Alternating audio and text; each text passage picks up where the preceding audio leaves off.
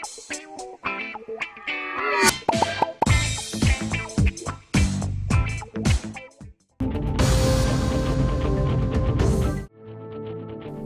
भर में बेक वक्त इंतखाबात यानी कि वन नेशन वन इलेक्शन को मरकज़ी काबीना ने दे दी मंजूरी। साबिक़ सदर जमहूरिया हिंद रामनाथ कोविंद की क़ियादत में बनाई गई कमेटी के जरिए इस सिलसिले में पेश की गई रिपोर्ट को मरकज़ी काबीना ने मंजूरी दे दी। मीडिया रिपोर्ट के मुताबिक हुकूमत की जानिब से सरमाई पार्लिमानी सेशन में इस सिलसिले में बिल किया जा सकता है पेश।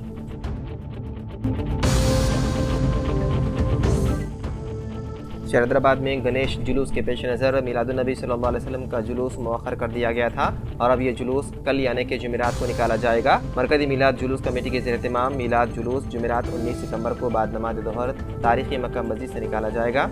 ये जुलूस चामीनार, गुलजार हाउस, पत्थरगट्टी, मदीना बिल्डिंग, नया पुल, सालार जंग म्यूजियम, दारुशिफा चौराहा, पुरानी हवेली, मंडी मीरालम, एतबार चौक, कोटला अलीजा, बीबी बाजार से वाल्टर चौराहे पर इख्तिताम को पहुंचेगा। मरकज़ी मिलाद जुलूस कमेटी की जानिब से इस सिलसिले में तैयारियां मुकम्मल कर ली गई हैं।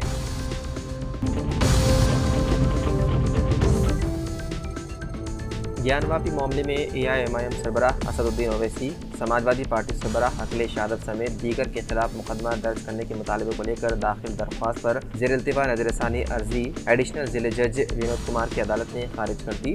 अर्जी में उन रहनुमाओं पर समाज में नफरत फैलाने का इल्ज़ाम लगाया गया था। नज़रसानी अर्जी दहिंदे हरिशंकर पांडे ने अखिलेश यादव और असदुद्दीन ओवैसी के बयान को हेट स्पीच के ज़ुमरे में मानते हुए उसे MP MLA उज्ज्वल उपाध्याय की अदालत में दरख्वास्त दाखिल किया था।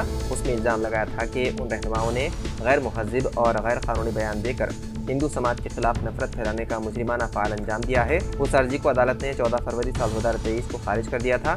उसके बाद पांडे ने नज़रसानी अर्जी दाखिल की जिसे वाराणसी अदालत ने भी खारिज कर दिया।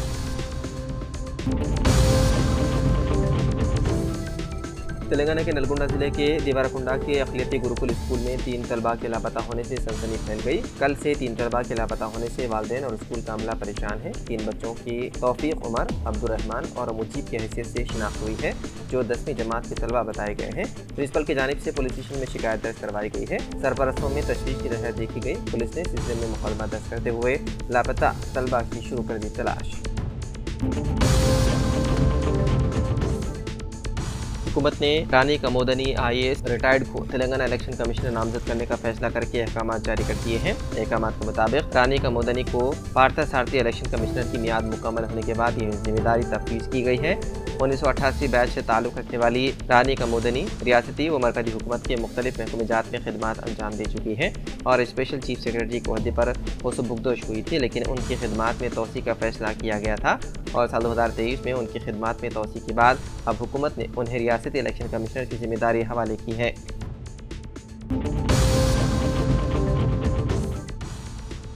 गणेश जुलूस के दौरान रंगीन कागजी पट्टियों का इस्तेमाल सफाई करने वालों के लिए एक बड़ा दर्दसर बन गया है। अगरचे JHMC नेकलेस रोड पर वाक़ विसर्जन की जगह पर उन कागजात को साफ़ करने के लिए मशीनों का इस्तेमाल कर रहा है, लेकिन शहर भर में विसर्जन की जगह की तरफ जाने वाले रास्ते उन कागजी पट्टियों से भर गए हैं जिन्हें साफ़ करना बहुत मुश्किल हो गया है और बल्दिया के सफाई अमले के लिए ये दर्दसर बन गया है।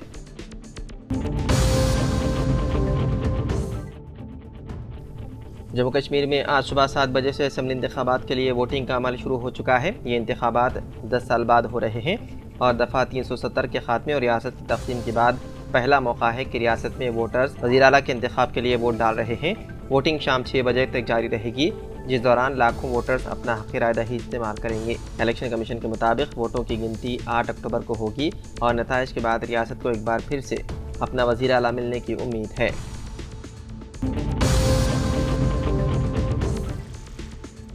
लिबनान के मुख्तलिफ इलाक़ों में हिज़्बुल्लाह के अरकान पर पेजर धमाके किए गए, जिसमें कम अज़ कम 9 अफराद के शहीद होने और हज़ारों के ज़ख्मी होने की इत्तला है। मीडिया रिपोर्ट के मुताबिक राब्तों के लिए इस्तेमाल होने वाले पेजर डिवाइज़र में धमाके जनूबी लिबनान और बेरूत के नवाही इलाक़ों में हुए। हिज़्बुल्लाह के ज़ख्मी अरकान को अस्पताल मुंतक़िल कर दिया गया, जिनमें से मुतादिद की हालत तशवीशनाक है। ज़राए के मुताबिक इसराइल का लिबनान में हिज़्बुल्लाह के ख़िलाफ़ हमलों में जदीद टेक्नोलॉजी का इस्तेमाल सामने आया है। वाज़ेह है कि सेलफ़ोन के इस्तेमाल के आम होने से कबल पैगामात भेजने के लिए पेजर का इस्तेमाल किया जाता था। सोशल मीडिया पर वायरल वीडियोस में देखा जा सकता है कि किस तरह से ये धमाके हुए, जिनमें पेजर रखने वालों को ही निशाना बनाया गया।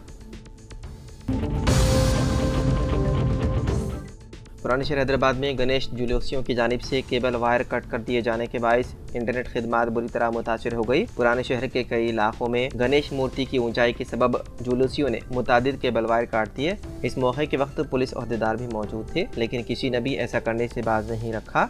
मुकामी आवाम का कहना है कि थोड़ा सब्र से काम लिया जाता और लकड़ी की मदद से केबल वायर हटाए जाते तो उन वायरों को काटने की ज़रूरत ही पेश नहीं आती थी। आवाम ने कहा कि छोटी साइज़ की मूर्तियाँ बनाने कमिश्नर पुलिस हैदराबाद की हर साल हिदायत के बावजूद इंतहाई ऊंची मूर्तियां बनाने के सबब ऐसे वाक़यात पेश आ रहे हैं और ख़ुद मूर्तियां ले जाने वालों को भी बड़ी मुश्किलात पेश आ रही हैं।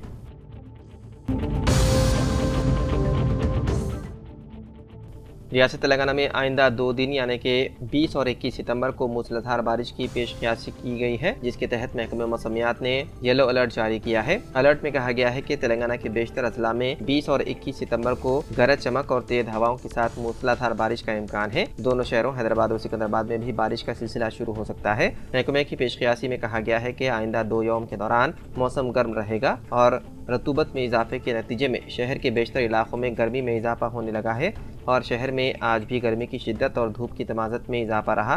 माहिरीन के मुताबिक दोनों शहरों में गुज़िश्ता 2 यौम से गर्मी में इजाफा हो रहा है और आइंदा 2 यौम इसी तरह का मौसम रहने का इम्कान है, लेकिन 20 सितंबर के बाद मौसम में तब्दीली आएगी और बारिश का इम्कान है।